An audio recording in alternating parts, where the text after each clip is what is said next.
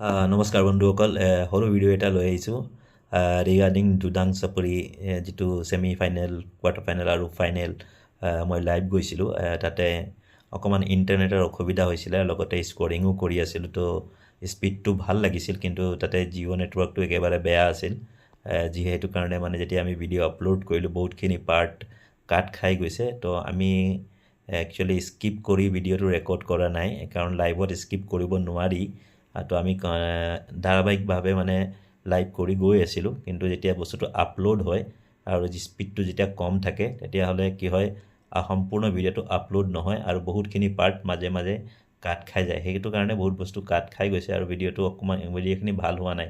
কিন্তু অলৰেডি মানে বহুতে কিজনে চাইছে আৰু বহুতখিনি তাতে লাইকছো আহিছে। তো বহুতৰ কাৰণে ভিডিঅ'টো ভাল হৈছে আৰু বহুতৰ কাৰণে বেয়া হৈছে। আৰু হয়তো কিছুমান খেলুৱৈ যিকেইজন তাতে ইনভলভ হৈ আছে তাহাঁতৰ কিছুমান অংশ হয়তো কাট খাই গৈছে। তো তেওঁলোকক বৰ এটাই ৰিকুৱেষ্ট, বেয়া নাপাব, কেতিয়াবা ইণ্টাৰনেট বেয়া হোৱাৰ কাৰণে এনেকুৱা হৈ যায়। কিন্তু বাকী খেলবিলাকত আপোনালোকৰ কাৰণে ভিডিঅ' কৰোঁ, লাইভ কৰোঁ আৰু আপোনালোকৰ খেল মানুহৰ মাজত দিওঁ আৰু ৰাইজে চাই আপোনালোকক এপ্ৰিচিয়েট কৰে। সেইটো কাৰণে কেতিয়াবা এনেকুৱা হয়। আৰু কোনোবাই যদি আহত হৈছে এই লাইভ ভিডিঅ'ৰ পৰা, যেতিয়া মোৰ এই পাৰ্টটো কাট খাই গৈছে বা কিবা হৈছে, সেইটো কাৰণে মই ক্ষমাও বিচাৰিছোঁ আৰু আশা কৰিছোঁ আপোনালোকে বুজিব যে লাইভ যেতিয়া আমি আহোঁ, তো ইণ্টাৰনেটৰ কাৰণে এইটো বস্তু হয়। আমি কাৰো ভিডিঅ' স্কিপ নকৰোঁ বা কাটি নিদিওঁ।